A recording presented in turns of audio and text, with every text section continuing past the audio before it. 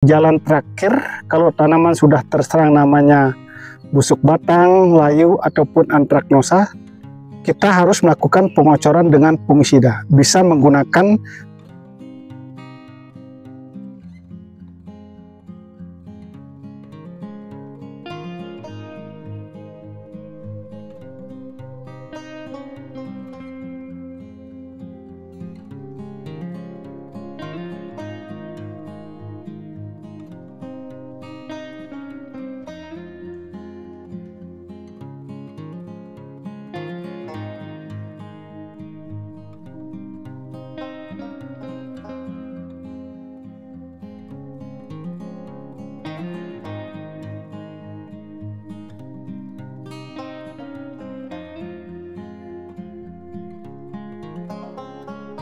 Halo kawan-kawan, kembali lagi dengan Ardana PT.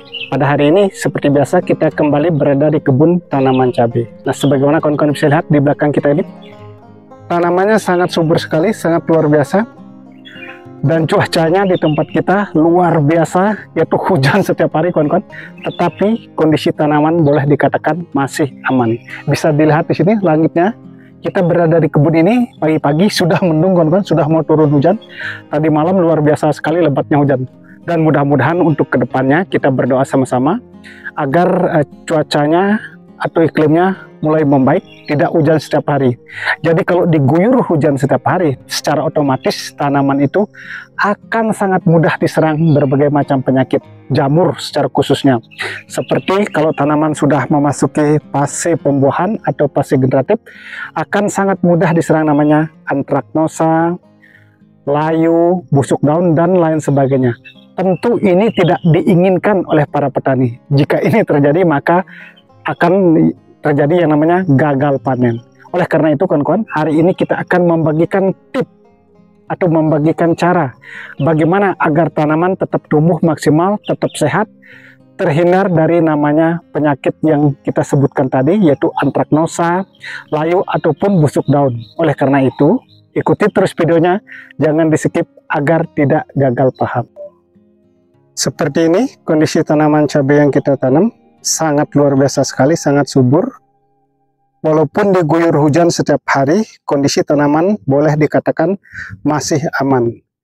Dan tanaman cabai yang kita tanam ini sudah memasuki namanya fase generatif.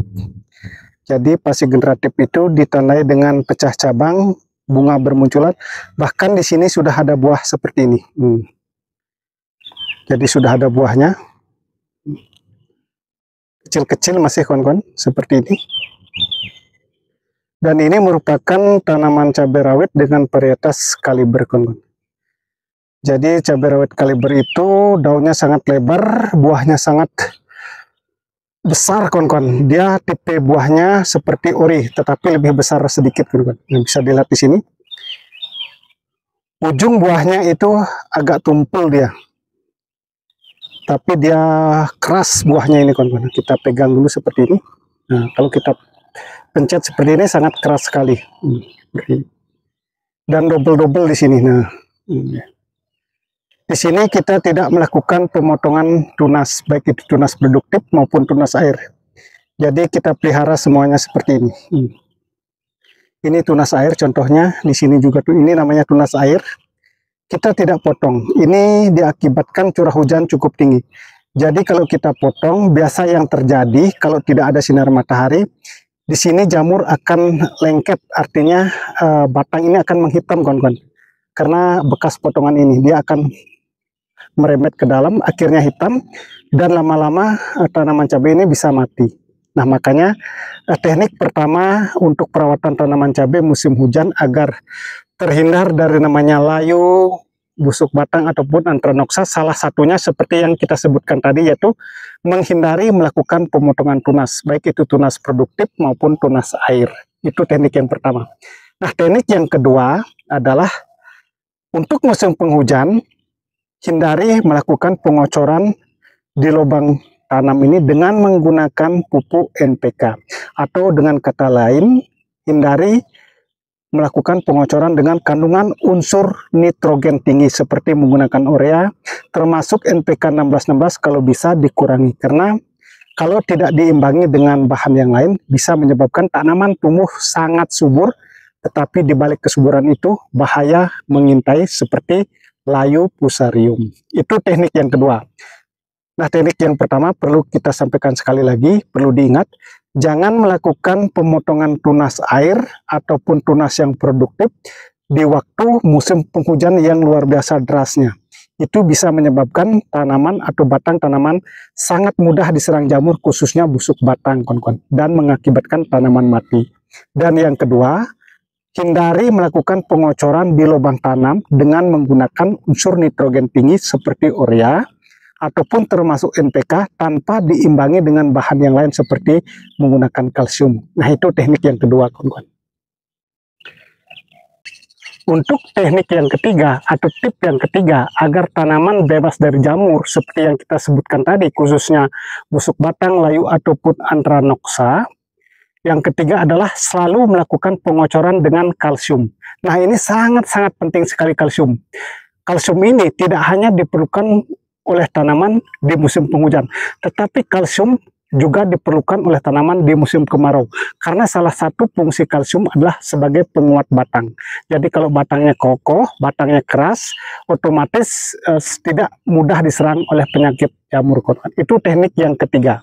Sedangkan yang keempat adalah melakukan pengocoran dengan fungisida. Nah, ini sudah jalan terakhir. Jika tanaman sudah terserang karena musim penghujan yang luar biasa, biasanya secara otomatis pasti ada saja salah satu tanaman yang diserang, namanya Anthranoxa ataupun layu ataupun busuk batang ataupun busuk daun, kawan-kawan. Jadi salah satu cara tercepatnya adalah melakukan pengocoran dengan fungisida. Nah, contoh fungisida kita perlihatkan, kawan-kawan. Seperti yang kita sampaikan tadi, jalan terakhir kalau tanaman sudah terserang namanya busuk batang, layu, ataupun Anthranoxa, kita harus melakukan pengocoran dengan fungisida. Bisa menggunakan fungisida, contohnya seperti ini, yaitu dengan bahan aktif tembaga hidroksida 77%. Ini mereknya adalah Kopsid 77. Jadi dosisnya untuk satu tangki semprot bisa menggunakan 2-3 sendok makan. Itu dilakukan secara tunggal, kocor di lubang tanam langsung. Untuk lebih memaksimalkannya, dilakukan bagusnya dengan secara kocor dan spray. Itu interval 4-5 hari sekali, kawan-kawan. Itu dengan catatan curah hujan yang cukup tinggi. Jadi kalau hujannya tidak terlalu sering, bisa dilakukan 7 hari sekali, kawan-kawan. Nah, itu sistem pengobatan dan pencegahan cara terakhir, yaitu melakukan pengocoran fungisida. Nah, selain melakukan pengocoran fungisida, kita juga wajib melakukan pengocoran seperti yang sudah kita sampaikan tadi dengan melakukan pengocoran dengan kalsium. Nah, untuk kalsiumnya bisa dimix atau ditambah dengan asam humat dan trichoderma. Nah, itu tekniknya. Jadi seperti yang sudah kita sampaikan tadi, untuk pengocoran fungisida itu merupakan jalan terakhir. Jika belum terkena, sebaiknya melakukan pengocoran dengan kalsium, asam humat, dan trichoderma. Itu intervalnya untuk trichoderma bisa 20 hari sekali atau 30 hari sekali. Sedangkan untuk kalsium dan asam humatnya itu interval 7 hari sekali, kawan-kawan.